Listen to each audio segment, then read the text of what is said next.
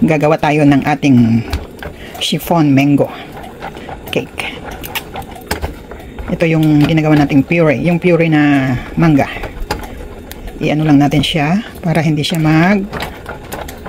mangitim pag magtagal siya sa labas. Kaya inaano natin siya. Parang dinideglaze natin sa mainit, like for 10 minutes. Sa low medium na heat. So okay na to. Tanggalin natin siya sa apoy at palamigin ng maigi.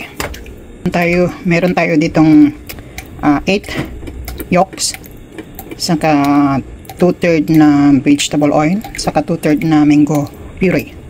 Shift natin yung ating cake flour. Bali 2 cups and 4 tablespoons of cake flour. Lagay natin yung 1 cup na sugar at saka 4.5 na baking powder, teaspoon, at saka half teaspoon na salt. Shift lang natin siya. Ayan. May buo-buo. Ngayon, i-mix natin siya.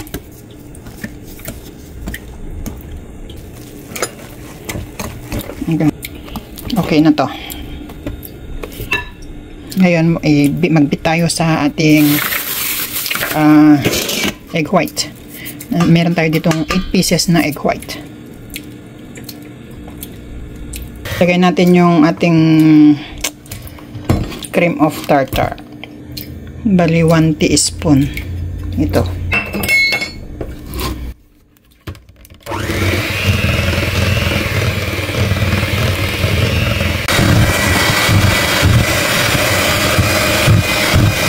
Ngayon, ilagay natin yung ating sugar, konti-konti.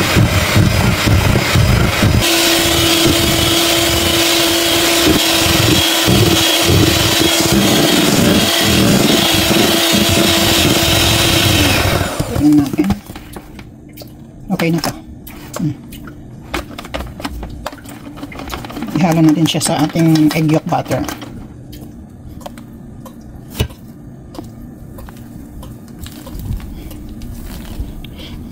Cut and fold para hindi siya ma-overmix.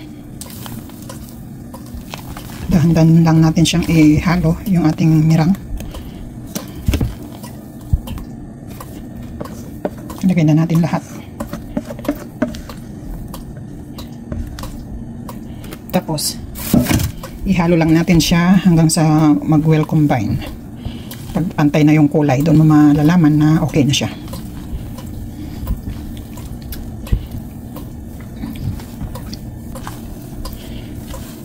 Gumagawa lang ako ng mga ganitong cake pag special. Igawan ko.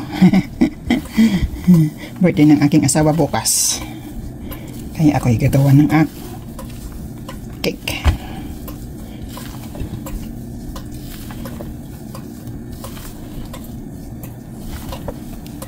Yan. Okay na to.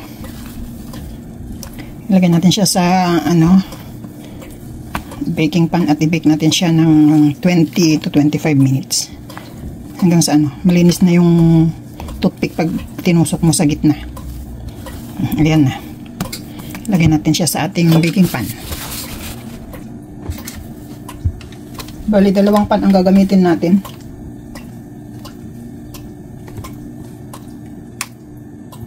Tama na siguro yan. Itong kalahati niya is sa kabila.